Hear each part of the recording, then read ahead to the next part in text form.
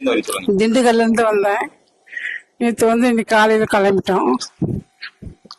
ஐயாவா நீங்க? ஐயா கோயிலுக்கு வந்திருக்கோம். போரூர் ஐயா கோயிலுக்கு வந்திருக்கோம். என் உடம்பு ரொம்ப முடியாம, என்னால நடக்க முடியாம வந்தேன். இப்ப என் உடம்பு நல்லபடியா ஆயிடுச்சு. எனக்கு எந்த குறை இல்லாம என் உடம்பு கலகலான்னு இருக்கு. நீங்க யார் யார் எங்க உடம்பு சரியில்லாம இருக்கிறீங்களோ தயவு செய்து உங்களை கையெடுத்து கும்புறோம். ஐயா கோயிலுக்கு வாங்க. அவங்க நம்மளால எதிர்பார்க்கல, நம்மளா பார்த்து அவங்களுக்கு செய்ய வேண்டியது சாமிக்கு. தயவு செய்து எங்க இருந்தாலும் உடம்பு சரியில்லை வாங்க, கண்டிப்பா வாங்க வந்துங்க. என் உடம்பு நல்லபடியா ஆயிடுச்சு.